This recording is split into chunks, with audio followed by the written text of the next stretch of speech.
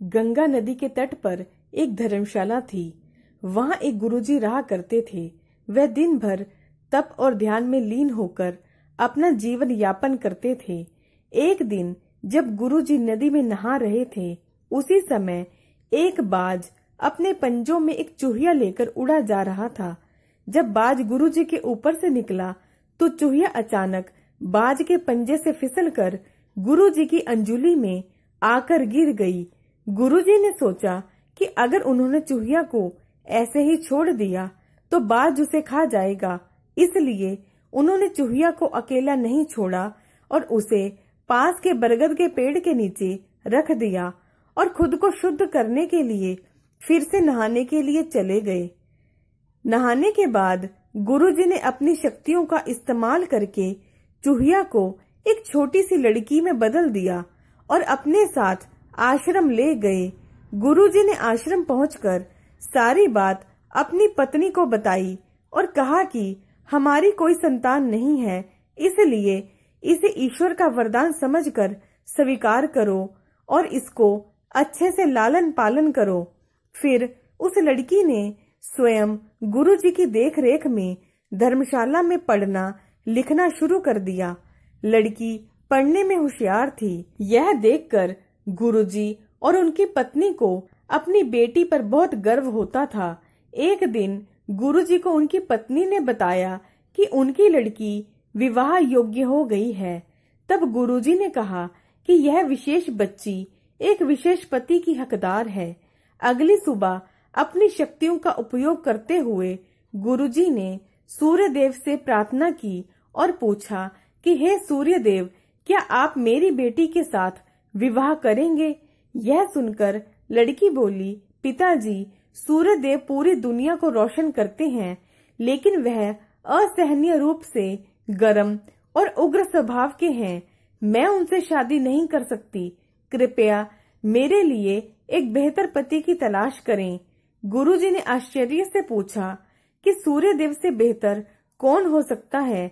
इस पर सूर्य देव ने सलाह दी कि आप बादलों के राजा से बात कर सकते हैं। वह मुझसे बेहतर हैं क्योंकि वह मुझे और मेरे प्रकाश को ढक सकते हैं। इसके बाद गुरुजी ने अपनी शक्तियों का उपयोग करते हुए बादलों के राजा को बुलाया और कहा कि कृपया मेरी बेटी को स्वीकार करें। मैं चाहता हूँ कि अगर बेटी की स्वीकृति हो तो आप उससे शादी करें। इस पर बेटी ने कहा कि पिताजी, बादलों का राजा काला, गीला और बहुत ठंडा होता है। मैं उससे शादी नहीं करना चाहती। कृपया मेरे लिए एक बेहतर पति की तलाश करें। गुरुजी ने फिर से आश्चर्य से पूछा कि भला बादलों के राजा से बेहतर भी कौन हो सकता है? बादलों के राजा ने सलाह दी कि गुरुजी, आप हवाओं के भगवान वायुदेव से बात करें।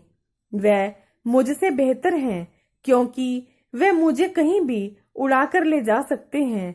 इसके बाद गुरुजी ने फिर से अपनी शक्तियों का उपयोग करते हुए वायुदेव को बुलाया और कहा कि कृपया मेरी बेटी के साथ विवाह करना स्वीकार करें, अगर वह आपको चुनती है तो।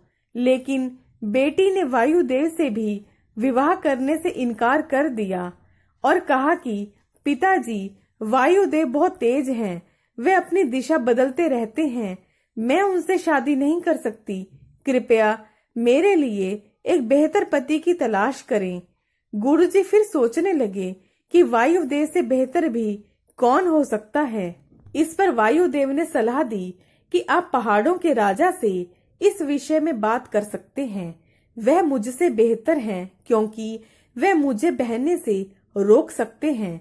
इसके बाद गुरुजी ने अपनी शक्तियों का उपयोग करते हुए पहाड़ों के राजा को बुलाया और कहा, कृपया मेरी बेटी का हाथ स्वीकार करें। मैं चाहता हूँ कि अगर वह आपको पसंद करती है तो आप उससे शादी करें। फिर बेटी ने कहा कि पिताजी, पहाड़ों के राजा बहुत कठोर है, वह अचल है। मैं उससे शादी नहीं करना चाहती।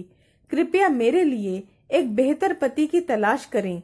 गुरुजी ने सोचा, पहाड़ों के राजा से बेहतर कौन हो सकता है? पहाड़ों के राजा ने सलाह दी, गुरुजी, आप चूहे के राजा से बात करके देखिए।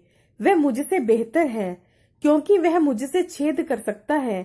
आखिर में गुरुजी ने अपनी शक्तियों का उपयोग करते हुए चूहे के राजा को बुलाया और कहा, कृपया मेरी बेटी का हाथ स्वीकार करें।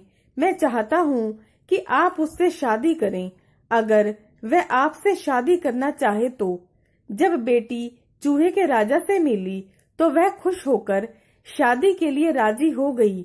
गुरुजी ने अपनी बेटी को एक सुंदर चूहिया के रूप में वापस बदल दिया। इस प्रकार गुरुजी की बेटी चूहिया का स्वयंवर संपन्न हुआ। कहानी से सीख, जो जन्म से जैसा होता है उसका स्वभाव कभी नहीं बदल सकता। दोस्तों, अगर आपको मेरी वीडियो पसंद आती है तो प्लीज मेरे चैनल को सब्सक्राइब करना ना भूलें। वीडियो को ज्यादा से ज्यादा शेयर करें, लाइक करें। आपका बहुत बहुत धन्यवाद।